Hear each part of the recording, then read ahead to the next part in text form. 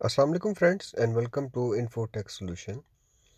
آج کی ویڈیو ایک پیغام ہے، ایک چھوٹا سا میسج ہے تمام الیکٹرک بائک بنانے والی کمپنیوں اور حکومتی اداروں سے۔ ایک چھوٹا سا پیغام ہے کہ خدارہ ان الیکٹرک بائک کا جو ایک سیلاب ہے پاکستان میں، جو انقلاب ہے، اس پہ تھوڑا سا چیک اینڈ بیلنس ہونا چاہیے۔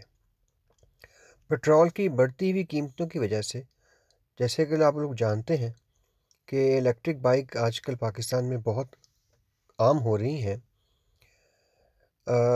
اس میں تو کوئی شک نہیں کہ ایک ان a long run electric bike جو ہے وہ ہر لحاظ سے سستی پڑتی ہے پیٹرول بائک کی نسبت، اور خصوصاً اگر آپ کے گھر میں سولر پینل ہوں تو یہ آلموسٹ فری پڑ سکتی ہے، یعنی کہ اس کی جو ریٹرن آف انویسٹمنٹ ہے تقریباً 1 سال کے اندر یہ پیسے پورے ہو جاتے ہیں۔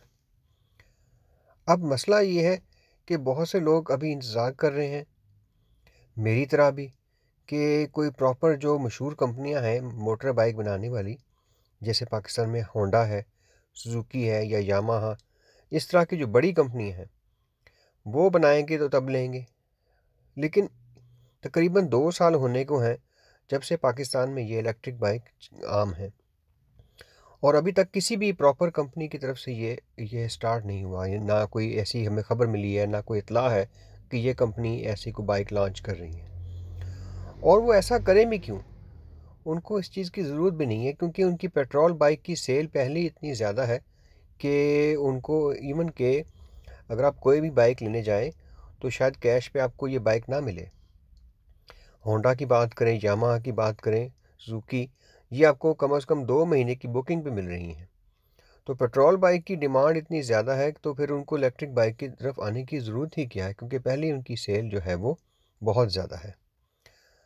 اب اس میں جو نئی کمپنیاں امرج ہو رہی ہیں وہ پرانی کمپنی کی جگہ پہ نئی کمپنیاں آ رہی ہیں، اور یہ جو وہ کمپنیاں ہیں سوری، یہ نئی کمپنیاں جو ہیں یہ ان کا کبھی کسی نے نام بھی نہیں سنا، اور یہ امرج ہو رہی ہیں، اور یہ دنیا میں سب سے لوسٹ کوالٹی بائکس جو ہیں وہ ہمیں دے رہی ہیں۔ ان لوسٹ کوالٹی کے ساتھ ہر معاملے میں ہر لحاظ سے یہ جھوٹ بول رہی ہیں، بیٹری کے حوالے سے، اس کی ٹاپ سپیڈ، رینج، اور دوسرے حوالے سے چارجنگ ٹائم کے حوالے سے، بیٹری کی جو کیمسٹری ہے اس کے حوالے سے، ہر معاملے میں 2 نمبری ہے، ہر معاملے میں جھوٹ ہے۔ تو کوئی شخص جو آپ کے پاس آتا ہے وہ ظاہری بات ہے بڑا مجبور ہو کے، کیونکہ وہ اگر کوئی بندہ افورڈ نہیں کر سکتا پیٹرول کو تو وہ مجبور ہو کے آپ کے پاس آتا ہے، ایسا کوئی شوق نہیں ہے کسی کو یہ لینے کا۔ تو مسئلہ اس میں یہ ہے کہ وہ ہر معاملے میں جب جھوٹ دیکھتا ہے وہ تو ڈسہارٹ ہو رہے ہیں لوگ۔ پھر جھوٹ کے ساتھ ان کے ہر دوسرے دن ایک نیا ماڈل آ رہا ہے، ہر ایک دن گزرتا ہے اور ایک نیا ماڈل لانچ ہو جاتا ہے کہ آج جو ہے جی ہم نے یہ نیا ماڈل لایا، اس میں یہ نئی چیز ڈال دی ہے۔ پھر 6 مہینے گزرتے ہیں، وہ لوگ پریشان ہوتے ہیں کہ بھائی ہم نے یہ پچھلی چیز لے لی ہے، اب اس میں یہ نئی چیز آ گئی۔ تو جیسے بیٹریاں ہیں، پہلے انہوں نے ڈرائی بیٹری دی جن کا وزن بھی زیادہ تھا، ان کا چارجنگ ٹائم، ان کی رینج، ان کی سپیڈ بہت کم تھی۔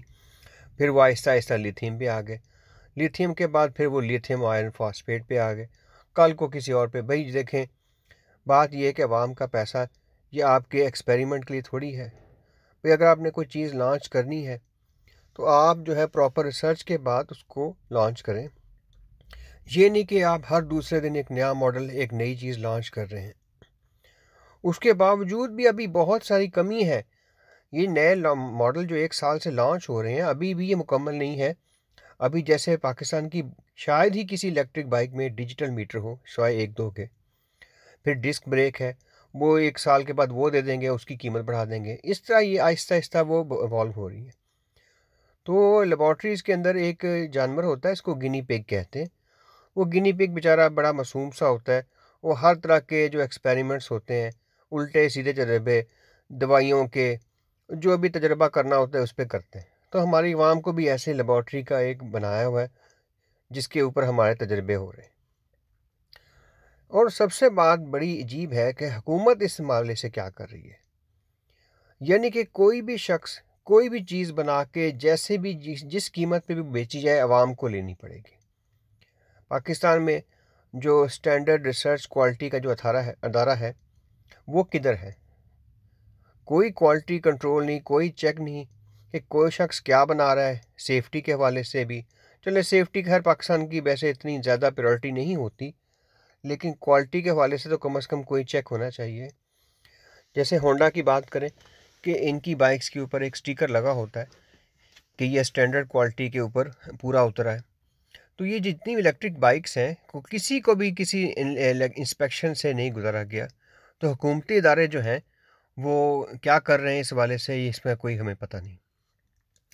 پھر سب سے بڑی بات آفٹر سیل سروس کا ایشوز ہے کہ کمپنیاں کلیم کرتی ہیں 10 سال وارنٹی، 50 سال وارنٹی۔ ان کے بیان آپ سنیں، آپ ان کے بڑے بڑے جو ہیں وہ دعوے سنیں کہ جی اتنی وارنٹی دیں گے۔ بھی وارنٹی وہ کہنے کو تو جو مرضی کہہ لیں، پتہ تو کسٹمر کو لگتا ہے جب وہ کلیم کرنے جاتا ہے وہ فون نہیں اٹھاتے، ان کے واٹس ایپ نمبر دیے ہوئے بھائی، نہ کسی کمپنی کو پراپر دفتر ہے۔ پھر ڈیلر بھاگ رہے ہیں، ڈیلروں نے ان کی ڈیلرشپ لی ہے ان کمپنیوں کی، لیکن جب وہ دیکھتے ہیں کہ کمپنی ان کو سپورٹ خود نہیں کر رہی تو وہ ڈیلرشپ جو ہے وہ چھوڑ رہے ہیں۔ تو سب سے بڑے یہ مسائل ہیں یہ آفٹر سیل سروس کے۔ پھر اصل میں ان دا لانگ رن نقصان کس کا ہو رہا ہے؟ پاکستانی عوام کا۔ دیکھیں، بڑی مشکل سے پاکستان میں یہ ایک نئی مارکیٹ ایمرج ہو رہی تھی، ایک نئی ٹیکنالوجی پاکستان میں آئی تھی۔ پاکستان پہلے ہی بہت پیچھے ہے ہر لحاظ سے، موٹر بائکس کی اور آٹو موبائل انڈسٹری میں پاکستان باقی دنیا سے بہت پیچھے ہے۔ اللہ اللہ کر کے پاکستان میں یہ کچھ الیکٹرک ایوولوشن آیا تھا اور یہ انقلاب تھا، اور یہ انقلاب کو جو ہے وہ لوگوں کے اس کمپنی کے رویے کی وجہ سے لوگ ڈس ہارٹ ہو رہے ہیں۔ ہر دوسرا بندہ بائک لیتا ہے، پھر جب وہ دیکھتا ہے کہ اس میں یہ مسائل ہیں، ہر دوسرے دن کبھی کنٹرولر کے مسائل، کبھی بیٹری کے ایشوز اور دوسرے کبھی مسائل آ رہے ہیں، تو وہ پھر توبہ کر لیتے ہیں، وہ نام نہیں لیتے اس طرح کی بائکس کا کبھی۔ تو اگر ایسا نہ ہوا تو یہ نئی جو مارکیٹ ہے یہ فلاپ ہو جائے گی، اور ہم 80 کی دہائی کی جو بائکس ہیں CD70 ٹائپ بائکس جو دنیا میں کہیں بھی نہیں چلتی وہی چلاتے رہیں گے، اور یہ مذاق بنا ہوا ہے۔ اگر آپ دیکھیں دنیا اب چونکہ گلوبل ولیج بن گئی ہے اور لوگ ایک دوسرے کو جانتے ہیں، ان کی ٹیکنالوجیز کے بارے میں ہر ایک کو علم ہے کہ باقی دنیا میں کیا چل رہا ہے، تو ہمارے ہمسایہ ممالک میں مذاق اڑایا جاتا ہے ہماری بائکس کا کہ یہ کس طرح کی بائک جو ہے ابھی بھی چلائی جا رہے ہیں۔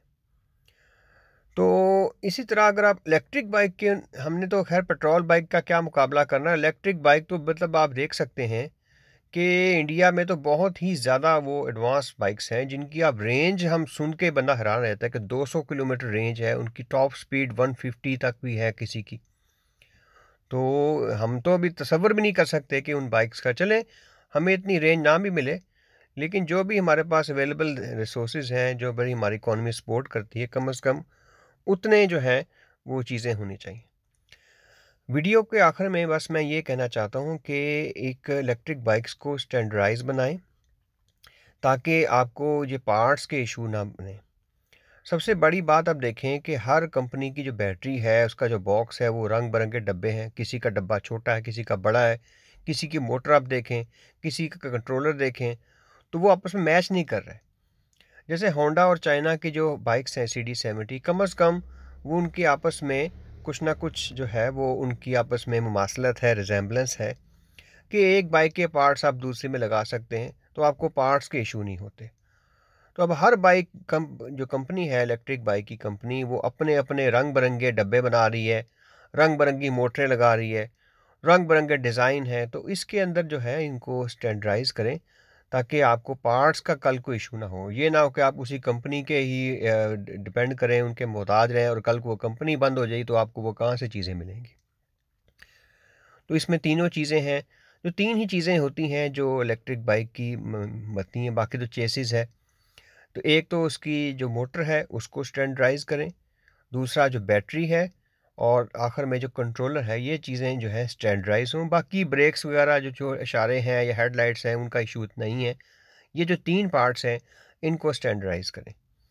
تو میری درخواست ہے پاکستانی گورنمنٹ سے بھی اور خصوصاً جو کمپنیاں بنا رہی ہیں ان سے درخواست ہے کہ ان چیزوں کو دیکھیں تاکہ یہ مارکیٹ جو ہے پاکستان میں یہ فلورش کرے اور لوگ ڈسہارٹ نہ ہوں۔ Thank you, C you next time, اللہ حافظ۔